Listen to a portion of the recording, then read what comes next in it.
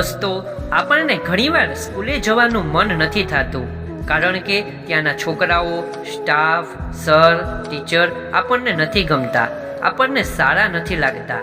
જો તમારા જીવનમાં આવું થતું હોય તો આ વાત ખાસ સાંભળજો. એક છોકરો પોતાની સ્કૂલના પ્રિન્સિપાલ પાસે જઈને કહે, સર, આવતીકાલથી હવે હું આ સ્કૂલમાં આવવાનો નથી. પ્રિન્સિપાલ કહે, કેમ, શું કામ? છોકરો કહે છે કે સર, હું તમને શું કહું, ટીચરો અંદરો અંદર એકબીજાની મસ્તી કરે છે, વાતો કરે છે, વિદ્યાર્થીઓ વચ્ચે પણ કોઈ મનમેળ નથી.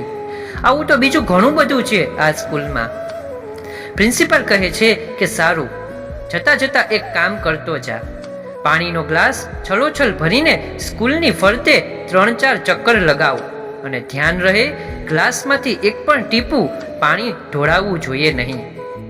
આમ કર્યા પછી તો ખુશીથી સ્કૂલ છોડી અને ચાલ્યો જશે.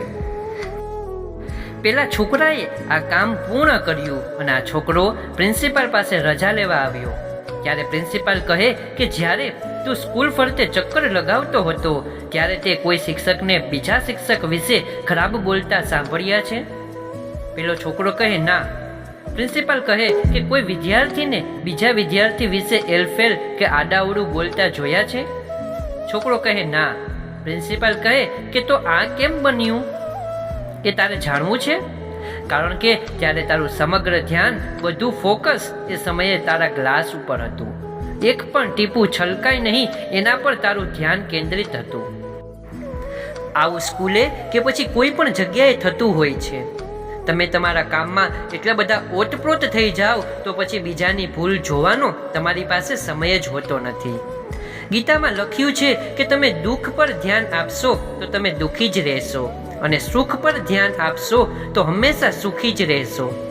દોસ્તો, આપણે જેના પર ધ્યાન આપીએ એ વસ્તુ સક્રિય થઈ જાય છે અને આપણા જીવનમાં પ્રવેશી જાય છે.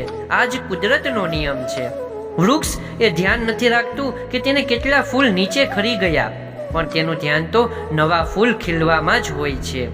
શું ખોઈ બેઠા તેનું નામ જીવન નથી, પણ નવું શું મેળવો છો એ જ જીવન છે અને એમાં જ જીવન છે.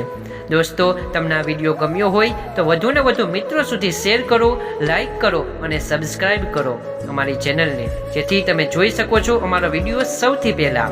અને ફરી પાછા દોસ્તો મળીશું નવી વાતો સાથે, નવા વિચારો સાથે અને નવી સ્ટોરી સાથે. ત્યાં સુધી હસતા રહો અને મસ્ત રહો. ધન્યવાદ.